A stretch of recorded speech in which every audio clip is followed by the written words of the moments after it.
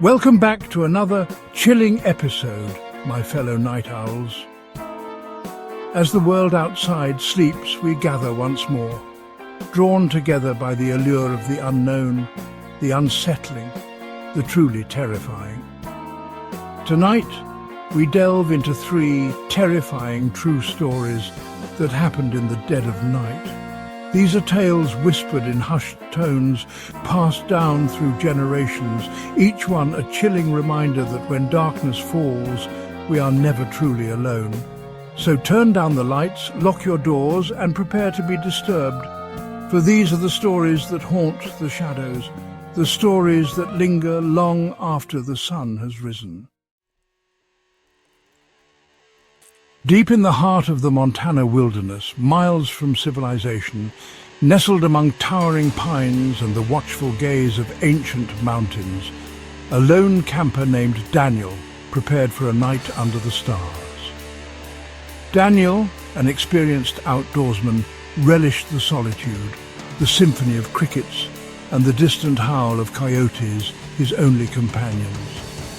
As he sat by the crackling fire, a sense of unease settled upon him. It began subtly, a prickling at the back of his neck, the feeling of being watched by unseen eyes. He dismissed it as his imagination, the tricks the mind plays in the stillness of the night. But the feeling persisted, growing stronger with each passing moment. The woods, once serene, now felt oppressive, the rustling leaves whispering secrets in the dark. Then he heard it, a slow, deliberate crunch of leaves approaching his campsite. His heart pounded in his chest, his breath catching in his throat. Grasping his flashlight, he shone it into the darkness, but the beam revealed nothing but the dense undergrowth. He called out, his voice trembling slightly. "Hello, is someone there?" Only silence answered him. Minutes stretched into an eternity, each rustle of leaves, each snap of a twig, sending shivers down his spine. Then he saw it, a fleeting glimpse of movement in the periphery of his vision. A dark, indistinct figure, tall and impossibly thin, darted behind a tree. Its eyes, 2 glowing embers, burned into his memory. Panic seized him. He scrambled to his feet, his mind racing, his instincts screaming at him to run. He grabbed his backpack, his supplies forgotten, and fled into the darkness, the sound of his own ragged breathing echoing in his ears. He didn't dare slow down, didn't dare look back. The image of those glowing eyes seared into his mind. He ran until his lungs burned and his legs screamed for mercy, finally collapsing beneath a towering oak tree as the first rays of dawn pierced the darkness.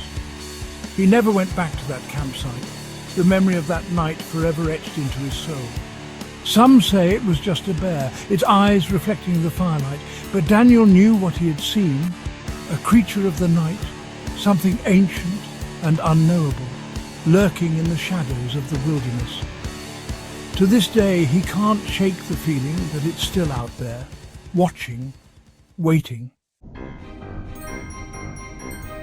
Sarah, a young woman with a heart full of dreams and a long drive ahead of her, found herself navigating a desolate stretch of highway that snaked its way through the Nevada desert. The only sounds were the hum of her car engine and the endless drone of her favorite late-night radio DJ. The clock on the dashboard blinked 1:17 a.m., a stark reminder of the emptiness that surrounded her. As she rounded a bend, her headlights illuminated a figure standing motionless in the middle of the road. Her breath hitched, her foot hovering over the brake pedal. The figure was tall and slender, cloaked in what appeared to be a long flowing coat, its features obscured by the darkness. Fear, cold and sharp, shot through her. She slowed the car to a crawl, her mind racing. Was it a lost hiker? A hitchhiker stranded in this desolate expanse? But something about the figure, its stillness, the way it seemed to absorb the light from her headlights, filled her with a sense of dread she couldn't shake. As she got closer, the figure slowly turned its head towards her, and in that brief moment Sarah could have sworn she saw 2 pinpricks of crimson light pierce through the darkness, like the eyes of a predator fixated on its prey. Her blood ran ice cold. Instinct took over and she slammed her foot down on the accelerator, the engine roaring in protest as she swerved around the figure, her tires spitting gravel. She didn't dare look back, her heart pounding in her chest. The image of those eyes burned into her memory.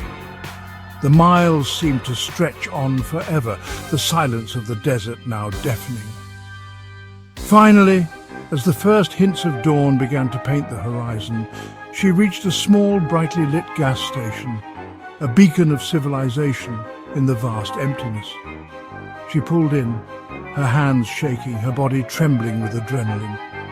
She stumbled out of the car, desperate for human contact, for reassurance that what she had seen was just a figment of her sleep-deprived mind.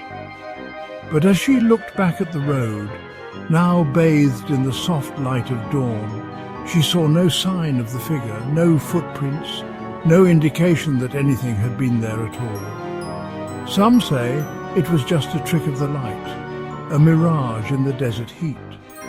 But Sarah knew what she had seen, something sinister, something that lurked in the darkness, preying on those foolish enough to travel alone at night. To this day, she avoids driving at night, haunted by the memory of the shadowy figure on the road and those piercing red eyes that seemed to look straight through her. The old Victorian house stood shrouded in an eerie silence, its darkened windows like vacant eyes staring out into the night. Inside, 16-year-old Jessica settled in for a night of babysitting young Emily, who was fast asleep, her chest rising and falling with each peaceful breath. Jessica, trying to ignore the creaking of the house and the shadows that danced in the flickering light of the television, flipped through a magazine, her mind more on her friends and the party happening across town. The sudden, shrill ring of the telephone shattered the quiet, making her jump. She quickly picked up the receiver, her heart still racing. "Hello?" she answered, her voice a little shaky.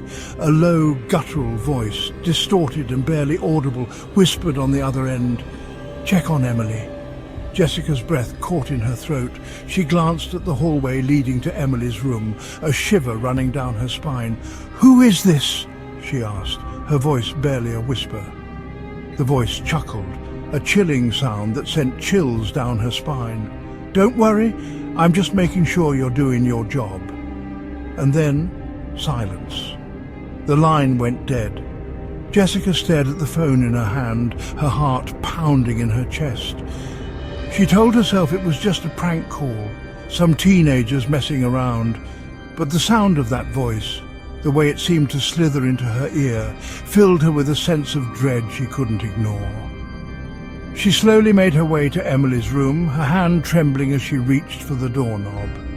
The door creaked open, revealing Emily sleeping soundly in her bed, bathed in the soft glow of a nightlight. Jessica let out a sigh of relief, her knees suddenly weak.